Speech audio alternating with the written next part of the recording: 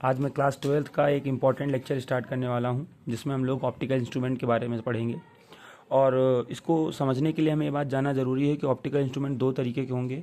एक माइक्रोस्कोप होता है और एक होता है टेलीस्कोप। ठीक है, माइक्रोस्कोप फर्दर डिवाइड किए गए हैं दो कैटेगरीज में। एक होता है सिंपल माइक्रोस्कोप और एक होता है कंपाउंड माइक्रोस्कोप।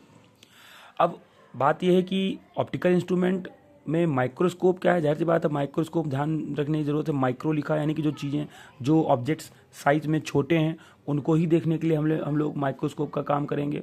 और टेलीस्कोप ऐसे ऑब्जेक्ट्स को देखने के लिए काम में लाए जाएंगे जो बहुत दूर हैं और बड़े हैं, या साइज उनका ऐसा है जो हमारे कह सकते हैं अप्रोच से काफ़ी डिस्टेंस पर है, तो हम लोग टेलीस्कोप का यूज़ करेंगे। टेलीस्कोप को भी दो तरीके से क्लासीफाई किया गया है। एक एस्ट्रोनॉमिकल है, आप देख पा रहे होंगे, और एक होता है टेरेस्ट्रियल टेलीस्कोप। ठीक है बच्चों, अब मैंने यहाँ पे लिख रखा है 2 and more। ये 2 and more का क्या मतलब है? एक्चुअली में मैंने बताया सिंपल माइक्रोस्कोप में केवल और केवल एक कॉन्वेक्स लेंस का यूज़ किया जाएगा, और कंपाउंड माइक्रोस्कोप में दो या दो से अधिक 2 and more क्या कॉन्वेक्स लेंस का यूज़ किया जा सकता है।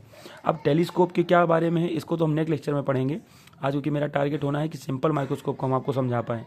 तो माइक्रोस्कोप के थ्रू ये तो क्लियर हो गया बच्चों कि हम लोग किसी जो बहुत माइक्रो साइज के हैं, बहुत छोटे लिखे हुए हैं चीज़ें हैं, उनको पढ़ना चाहते हैं। जैसे हम लोग देख रहे होंगे लैब में क्लास 11 के प्रैक्टिकल में आप वर्नियर कैलिपर्स या स्क्रू गॉज का यूज़ करते हैं, तो वहाँ पे जो रीडिंग्स बहुत छोटी छोटी बहुत फाइन लिखी होती हैं, तो उनको पढ़ने के लिए एक मैग्नीफाइंग ग्लास का यूज़ करते हैं। तो वही एक माइक्रोस्कोप जैसी बातों को समझना है मुझे। तो सिंपल माइक्रोस्कोप समझेंगे और कंपाउंड माइक्रोस्कोप समझना है। अब बात आती है सिंपल माइक्रोस्कोप अगर मुझे समझना है तो उससे पहले मुझे दो बातों को जानना पड़ेगा। तो इंपॉर्टेंट टर्म्स मैंने लिखा है यहाँ पे। सबसे पहले तो एक विजुअल एंगल, एक अल्फा एंगल यहाँ पे लिखा हूँ, और एक विजुअल एंगल होता है बीटा। दोनों ही विजुअल एंगल के बारे में जानना पड़ेगा। हैं तो दोनों ही विजुअल एंगल, बट एक विजुअल एंगल है जो कि made by the object on your eyes directly. ध्यान रखिएगा, डायरेक्टली आपकी आइज पर ऑब्जेक्ट के थ्रू जो एंगल बन रहा होगा, that angle is alpha angle. मैंने डी लिख रखा, मतलब हम लोग ऑब्जेक्ट को अपने इतने आंखों के पास ले ही आते हैं कि वो लीस्ट डिस्टिंक्ट ऑफ विजन पे आ जाए। मतलब हमें अगर कोई ह्यूमन आइज जो हैं वो बिल्कुल हेल्दी आइज हैं जिनको कह सकते हैं, तो उनके लिए डी की वैल्यू आप जानते हैं 25 सेंटीमीटर होता है। ठीक है बच्चों, तो यही जानना है कि अगर कोई ऑब्जेक्ट है जिसको हमें देखना है और वो ऑब्जेक्ट बहुत साइज में छोटा है, तो हम उसको इतने डिस्टेंस तो ले ही आएंगे कि वो हमें क्लियरली दिख पाए। ठीक है बच्चों, अब टॉपिक की बात का उठा, मैंने कहा कि अल्फा वो विजुअल एंगल है जो डायरेक्टली ऑब्जेक्ट के थ्रू आपकी आइज पे सबटेंड होगा। और इफ़ आपने आइज और ऑब्जेक्ट के बीच में कोई लेंस लगा दिया, then the angle made by the image of the object की इमेज के थ्रू जो भी एंगल बनेगा on your eyes by the lens के थ्रू। लेकिन बात ध्यान रखिए, लेंस के थ्रू आपकी आइज पर इमेज के थ्रू जो बनने वाला एंगल है। तो मेरी बात एकदम सिंपल सी है कि एक ऑब्जेक्ट होगा, ऑब्जेक्ट लेंस पे इंसिडेंट होगा, यानी कि ऑब्जेक्ट से रेज निकलेंगी जो लेंस पे जाएंगी, लेंस से बनेगा इमेज। अब इमेज जो भी एंगल सबटेंड करेगा आपकी आइज में, ठीक है, बट लेंस के थ्रू जो भी एंगल सबटेंड होगा आपकी आइज के ऊपर, that is visual angle beta. तो angle made by the image of the object by the lens on your eyes is defined as a visual angle beta. बात याद रहेगी। अब बेटा एक टर्म आएगा जिसको हम लोग बोलेंगे मैग्नीफिकेशन पावर। इन 2-3 टर्म्स को जानने के बाद हम डेरिवेशन को शुरू करेंगे और सिंपल माइक्रोस्कोप को समझेंगे। बच्चों अब आगे स्टार्ट होता है कि मैग्नीफिकेशन पावर क्या चीज़ होती है। तो magnification power is defined as the ratio of the beta to the alpha, that is visual angle made by the image by the lens on your eyes to the visual angle made by the object directly on your eyes. अब बच्चों मैं topic start करने जा रहा हूँ simple microscope. अब बात यह है कि सिंपल माइक्रोस्कोप के लिए हमने आपसे पहले बोला कि हम लोग कोई ऑब्जेक्ट होगा, समझ लीजिए मेरे पास, मान लीजिए ये बहुत छोटी साइज़ का ऑब्जेक्ट, बट समझाने के लिए मैंने इसको बड़ा बना रखा है आपके लिए। आप देखिए ए बी साइज़ का कोई ऑब्जेक्ट है और हम उसे एक इतने डिस्टेंस पे ले आएंगे। ए बी एक्चुअली में इसकी हाइट को हम चलो एच ओ ले लेते हैं। H O is the height of the object. ठीक है, अब इससे कुछ डिस्टेंस पे हमने अपनी आइज़ को ले आएंगे, यानी कि लीस्ट डिस्टेंस ऑफ विजन है हमारे लिए। ठीक है, क्योंकि ये आइज़ बनाया है जो कि बहुत गंदी बनी है, फिर भी आप इसको समझने की कोशिश करेंगे कि क्या है ए बी लेंथ का, यानी कि एच नॉट जिसका लेंथ मैंने रखा हाइट ऑफ द ऑब्जेक्ट। एक ऑब्जेक्ट है जो कि हम लोग जाहिर सी बात किसी भी ऑब्जेक्ट को जो देखना चाह रहे हैं उसे लीस्ट डिस्टेंट ऑफ विजन तक तो ले ही आएंगे, मतलब उसे इतने पास तक ले आएंगे कि वो हमारी हेल्दी आइज़ के अकॉर्डिंग एक्चुअली में 25 सेंटीमीटर की डिस्टेंस से कम ना हो, 25 सेंटीमीटर डिस्टेंस पे ला के रखेंगे। उसको हम लोग डी से रिप्रेजेंट करते हैं, कैपिटल डी से, ठीक है। अब जो भी एंगल आपकी आंखों पे सबटेंड होगा, मैंने पहले भी बोला कि अल्फा एंगल कहलाएगा। अब मुझे अगर यहाँ से tan अल्फा निकालने को कह दिया जाए तो tan अल्फा की वैल्यू आएगी h0 अपॉन में d। अब आप ये जानते हैं बच्चों कि ये एंगल बहुत स्मॉल होगा, क्योंकि आपने ऑब्जेक्ट को इतने पास ला लिया है अपने आंखों के, मान लीजिए आइज़ हैं और ऑब्जेक्ट है, तो ऑब्जेक्ट को इतने पास ले आए हो लीस्ट डिस्टेंस ऑफ विजन के लिए कि जाहिर सी बात है विजन की कंडीशन में कि अल्फा एंगल बहुत स्मॉल है। तो tan अल्फा की सीरीज अगर जैसे साइन थीटा का एंगल बहुत स्मॉल हो तो उसे थीटा बोल देते हैं, वैसे ही tan थीटा में एंगल बहुत स्मॉल है तो आप बोलेंगे since angle is very small, angle is very small, angle बहुत छोटे हैं, दैट्स वाई tan अल्फा की वैल्यू लगभग अल्फा के बराबर हो जाएगी। और इस कंडीशन में अल्फा ही हमारे पास में h0 अपॉन में d के बराबर में हो जाया करेगा। बच्चों ये बात क्लियर मुझे लगता है। अब टॉपिक उठता है आगे कि अब मैंने ऑब्जेक्ट और आइज़ के बीच में एक लेंस रख दिया होगा, क्योंकि यही काम ही है सिंपल माइक्रोस्कोप का। तो एक तो नॉर्मल कंडीशन थी, अब माइक्रोस्कोप क्या काम करेगा। तो हम लोग क्या करते हैं, मान लीजिए हमारे पास में एक लेंस है, हम लोगों ने एक कॉन्वेक्स लेंस ले लिया है, समझ लीजिए हमारे पास में एक छोटा सा कॉन्वेक्स लेंस ले लिया, ठीक है। अब जाहिर सी बात आप जानते हो लेंस के बारे में इतना तो आप पहले से ही शायद अवेयर हैं कि लेंस के थ्रू एक ये हमारे पास जाने वाली लाइन है जिसे हम लोग बोलते हैं प्रिंसिपल एक्सिस, ठीक है। प्रिंसिपल एक्सिस से जो भी कोई लाइन रेज जाएंगी वो सीधी निकल जाती हैं, वो डेविएट नहीं होती हैं कहीं से भी। कॉन्वेक्स लेंस से इसका नेचर ही होता है कन्वर्ज करना। आप जानते हैं पहले ही ये बात कि कॉन्वेक्स लेंस जो होता है, कॉन्वेक्स लेंस का नेचर जो होता है, ये सभी लाइट रेज को क्या करता है बच्चों, ये सभी लाइट रेज को कन्वर्ज कर देता है। ये बात तो आपको क्लियर ही होगी कि convex lens is a lens which converges all the rays, ठीक है। ये सभी रेज को क्या कर देता है, कन्वर्ज कर देता है। तो बेटा इस बात को तो हम लोग हाईलाइट करके रखे रहेंगे। ये मान लीजिए एमसीक्यू में कोई क्वेश्चन कभी आ जाए, जैसे 10th लेवल पे बच्चों को जानने की बहुत ज़रूरत है, ये 12th में आपके यहाँ से क्वेश्चन नहीं आएगा ये वाली बात। फिर भी आपने ये बात समझ लिया कि tan अल्फा क्या हुआ, कैसे ये बात आई, alpha equal to the, this is the equation number 1। Now the second task कि हमने क्या किया कि ऑब्जेक्ट को अपनी भाई इस लेंस की जो भी हम जाहिर बात है कॉन्वेक्स लेंस के थ्रू बने हुए इमेजेस के बारे में पहले से जान रहे हैं।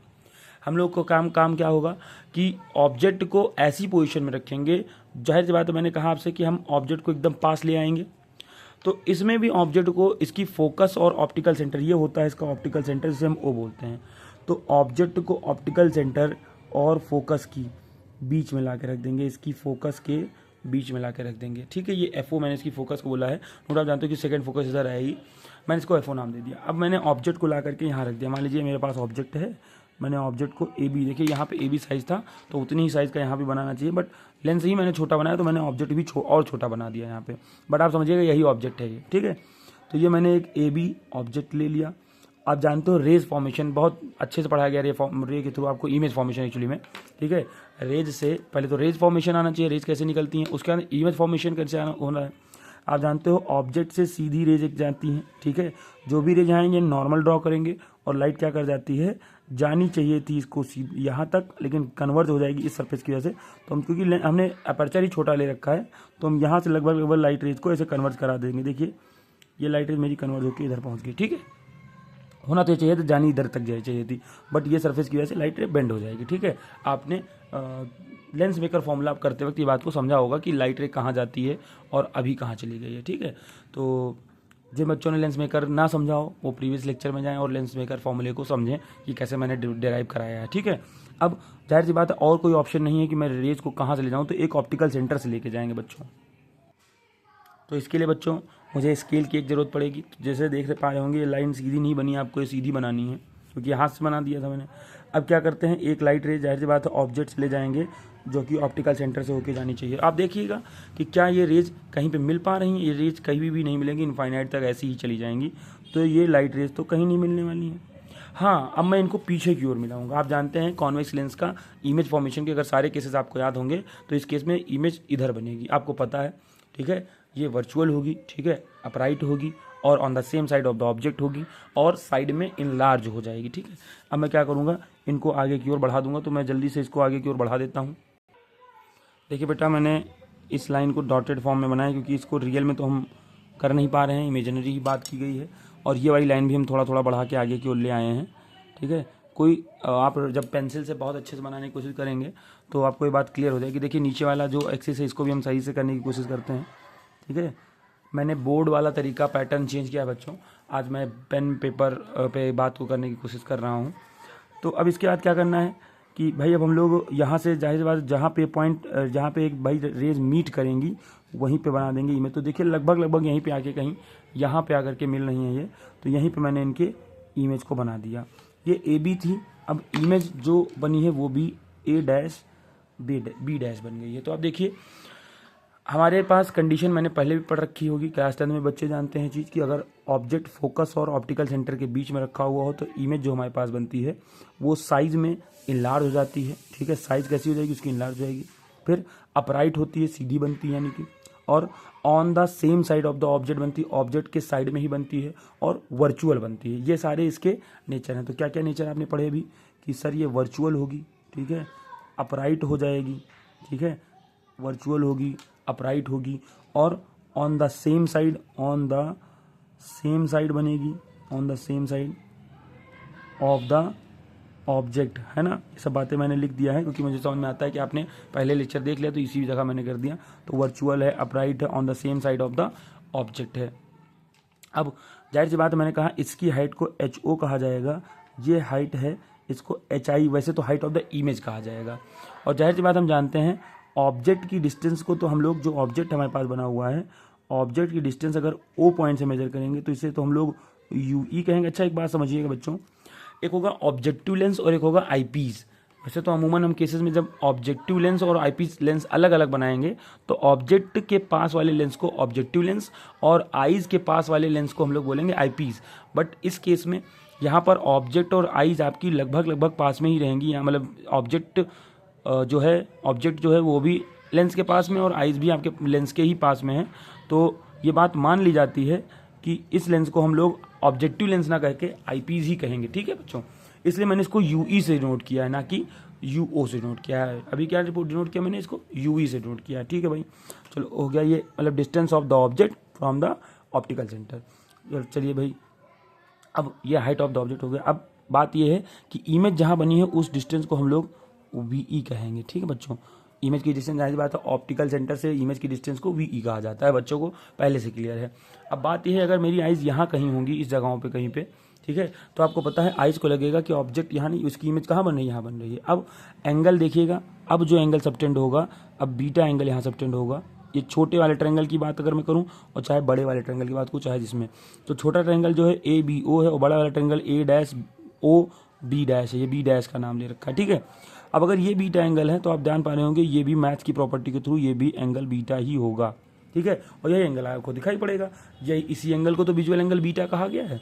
चलिए बच्चों, अब हम लोग यहाँ पे एक लॉजिक और लगाएंगे, now we are going to evaluate tan beta. अब भाई चाहे मैं इस ट्रायंगल की बात करूँ चाहे भाई इस डिस्टेंस को तो मुझे पता ही नहीं है ना, इस डिस्टेंस को मैं मेजर नहीं कर पाऊंगा। तो अगर मैं इस बात को समझूँ, ट्रायंगल A'(B'(O), ट्रायंगल कौन सा A'(B'(O) की बात करूँ और मैं ट्रायंगल ABO की बात करूँ, दोनों सिमिलर ट्रायंगल है बच्चे। ये ट्रायंगल और ये छोटा वाला ट्रायंगल दोनों सिमिलर ट्रायंगल हैं।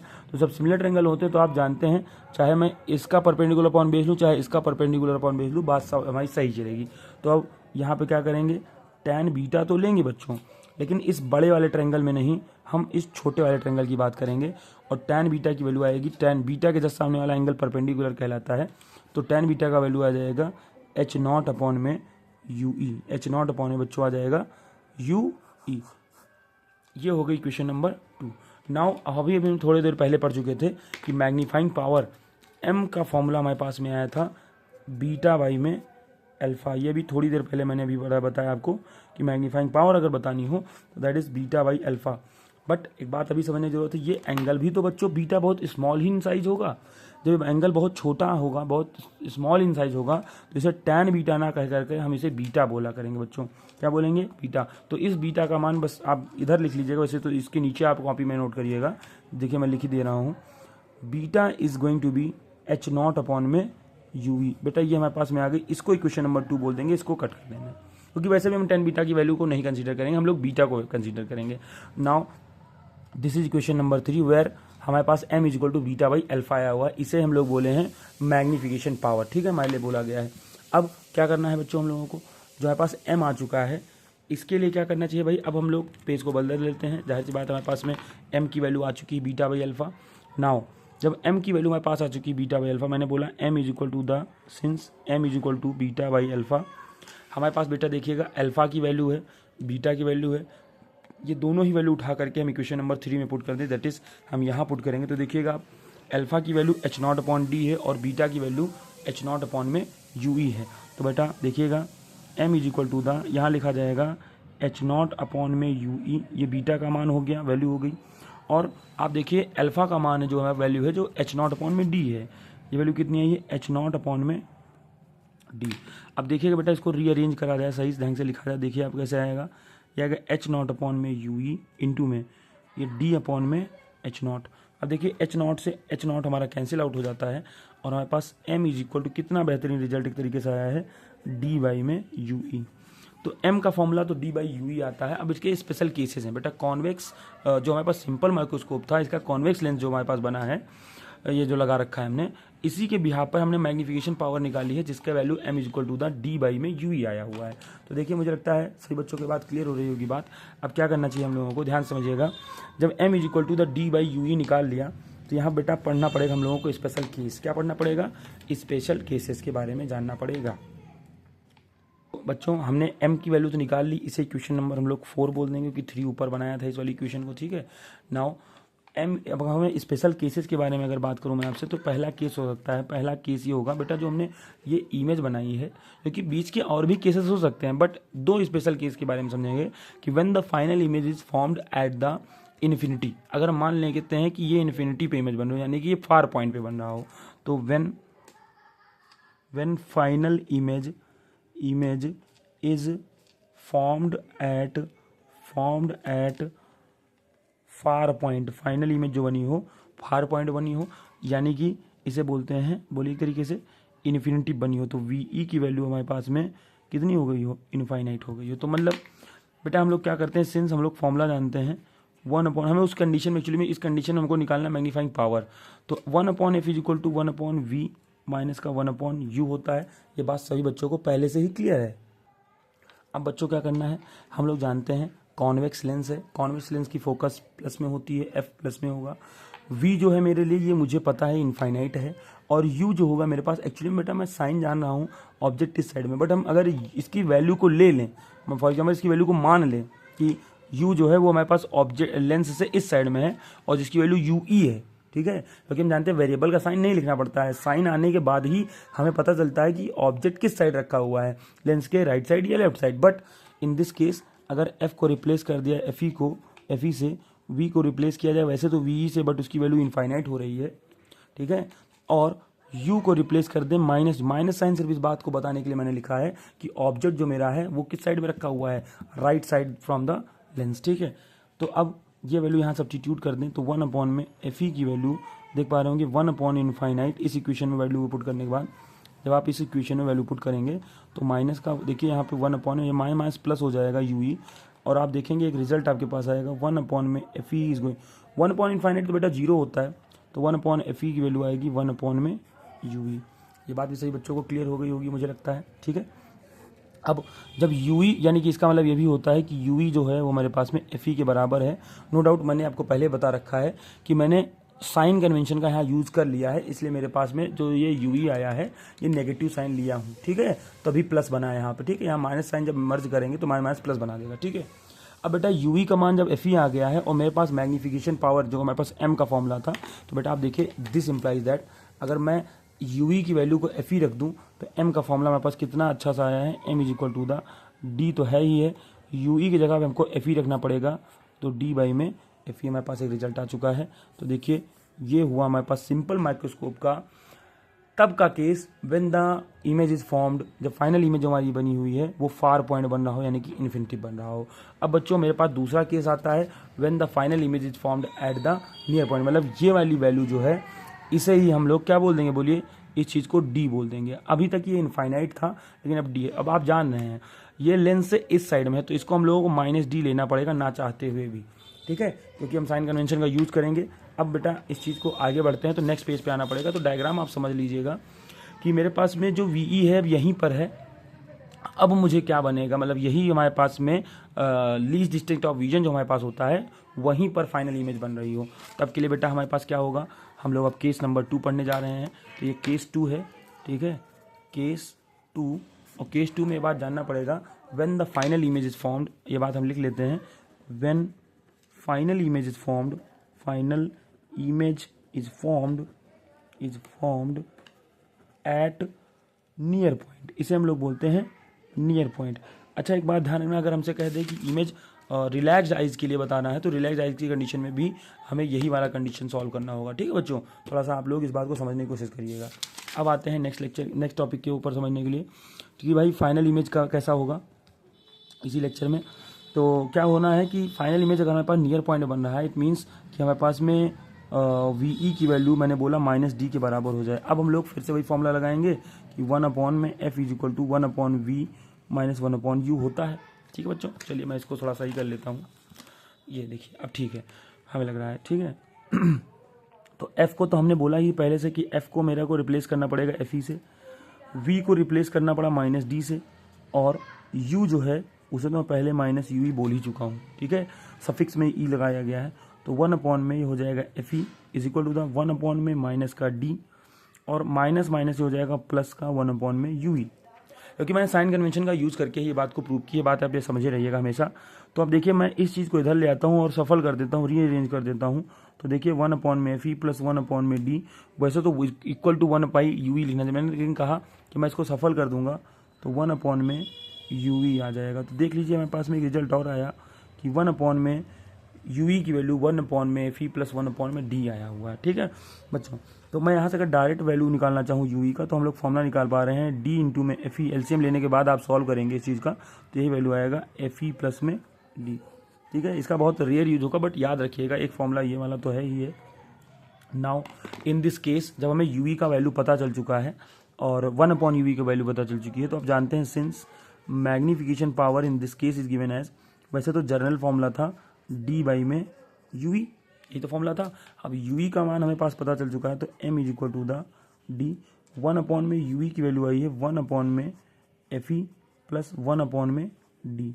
अब बच्चों इसका मल्टीप्लाई अंदर कर देंगे, तो m is equal to the d by में fe और प्लस का d बाई में d। d से d कैंसिल आउट हो गया, यहाँ वैल्यू आ गई 1। तो देखिए m की वैल्यू आ जाती है d, एक्चुअली में हम लिखना चाहते हैं 1 प्लस d बाई fe, तो पहले इसको रीअरेंज कर लिया गया है। तो मतलब मैं सिंप्लीफाई मैंने किया पहले, तो 1 प्लस यहाँ तो 1 लिखा ही हुआ है। इसको और अच्छे से लिखना चाहते हो आप तो एक फॉर्मूला हमारे पास लास्ट में और आता है, m is equal to the 1 plus d by fe। जो बच्चे इसको ज़्यादा रटते हैं, तो आपने देखा in the previous case when the image is formed at the infinity, तो m is equal to d by fe आया था। In this case when the image is formed at the near point, जिसे हम बोलते हैं least distinct of बोल सकते हैं विजन, ठीक है, नॉर्मल विजन एक तरीके से कंडीशन है, तो उस केस में d का मान हमारे पास में लेना पड़ा 25, जो कि होता है हमें पता ही है। तो ve को हमने रिप्लेस कर दिया -d से। ठीक है, तो फाइनली आप जान चुके हैं ये बात के लिए कि इन दैट केस हमारे पास में m का वैल्यू जो आया, मैग्नीफिकेशन पावर जो आया है 1 प्लस d बाई fe आया है। तो बच्चों मैंने आज के लेक्चर में भी आपको सिंपल माइक्रोस्कोप समझाया। ठीक है, मैंने आपको बताया कि किस तरीके से माइक्रोस्कोप कैसे होते थे। ठीक है, आप देख लीजिएगा, मैंने आपको पहले ही बताया कि माइक्रोस्कोप कैसे होता था। ठीक है, माइक्रोस्कोप में क्या क्या चीज़ें थी, सिंपल और कंपाउंड। फिर टेलीस्कोप कितने टाइप के होते हैं। माइक्रोस्कोप के लिए समझने से पहले सिंपल माइक्रोस्कोप को हमने इंपॉर्टेंट कुछ टर्म्स बोले, जिसको विजुअल एंगल कहा। ठीक है, एम के बारे में जाना, जिसको बीटा बाई अल्फा हम लोगों ने बोला। आफ्टर दैट हमने डिस्कस किया कि सिंपल माइक्रोस्कोप क्या चीज़ होती है। फिर मैंने एक डायग्राम बनाया रफली, उसके थ्रू हम लोगों ने डेरिवेशन को ड्राइव किया और देखा हम लोगों के पास रिजल्ट आता है स्पेशल केसेस में। पहला केस आया कि जब इमेज इन्फिनिटी बन रही हो, ये वी की वैल्यू इनफाइनाइट चली गई हो, मतलब हमारे पास ये रेज कभी मिल ही नहीं रही हो, या मिल भी रही हो तो इन्फिनिटी पे जाके मिल रही हो, तो उस केस में हमारे पास में m is equal to d by fe आया हुआ है। और इन द सेकेंड केस जब हमारे पास में इमेज नियर पॉइंट पे बन रहा है, मतलब बनी हुई हो, तो उस केस में सिंपल लेंस फॉर्मूला लगा करके मैंने 1/ue की वैल्यू निकाली। मैंने साइन कन्वेंशन का यूज़ कर लिया है बच्चों। जब भी कभी हम न्यूमेरिकल का यूज़ करेंगे, मतलब सॉल्व करेंगे, तो यहाँ पे कोई भी साइन कन्वेंशन का यूज़ नहीं करेंगे। न्यूमेरिकल्स की अगर बात रही तो मैं एक स्पेशल इसका सेशन बनाऊंगा जिसमें हम लोग स्पेशल क्वेश्चंस किसी बुक को अनसॉल्व पेपर को उठा करके उसके 2 3 4 5 क्वेश्चन डिस्कस करेंगे जो काफ़ी रिलेवेंट और इम्पॉर्टेंट होंगे, ठीक है, जो बोर्ड के रिकॉर्डिंग होंगे। तो बच्चों, see you in the next lecture, जब हम लोग आपको बताएंगे, मतलब डिस्कस करना चाहेंगे कि कंपाउंड माइक्रोस्कोप क्या होता है। थैंक यू बच्चों।